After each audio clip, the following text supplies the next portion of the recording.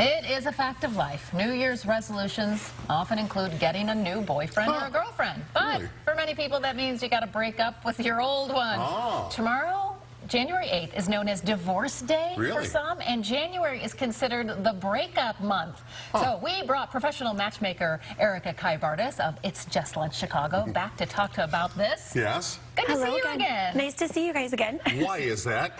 Why is it breakup day? Yeah. Or breakup month, actually? What happens in January? Well, January is a time for fresh starts. Typically, people want to, have their resolutions, eat healthier, and also, date healthier. date healthier. New year, new boo. Why not? It's funny because It's Just Lunch. It's like our craziest time of the year because people want to focus on getting into relationships.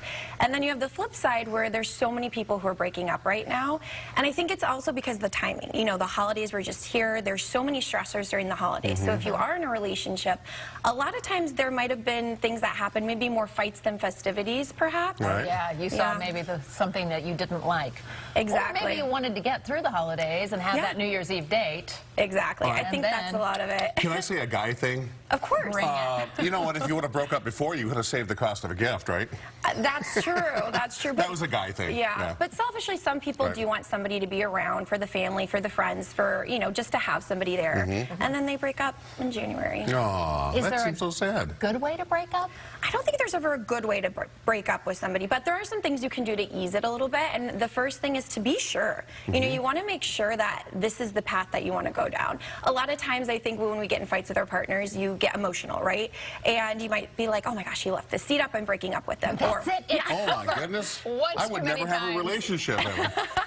You haven't figured this out yet, Mark. No, Just but kidding. yeah, you shouldn't break up over that. But really do weigh the pros and cons of what's going to work, what's not, and make sure this is the decision you want. You can't really take that back once you break up with somebody. You can. So when you break up, do you have to give a reason? Yes. And that's do. another thing. You're invested in this person. You obviously love them at one point. So you have to be honest with them on why you're breaking up.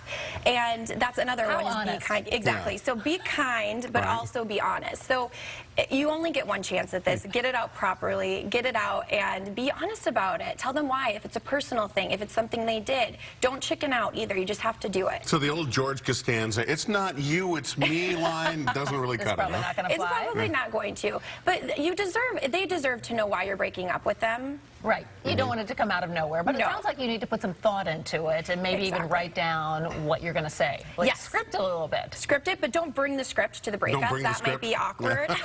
But I have something I want to read to you. Also, maybe don't write it on a text. Oh gosh, do not. The worst thing to do for breaking up is texting or ghosting somebody altogether. Yeah.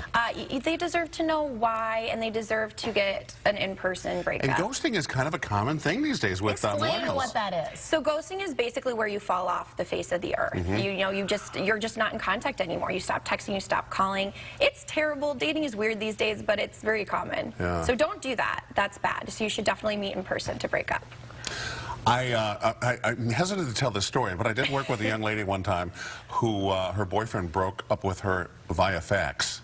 That was not good. First of all, how long ago? Yeah. Well, it was about 5 or 7 years ago, but still, Oh my Can you goodness. imagine getting a fax that, oh no. Oh my goodness. Now it's texting, faxing. You can really break up anyway. Do people do that still? They do.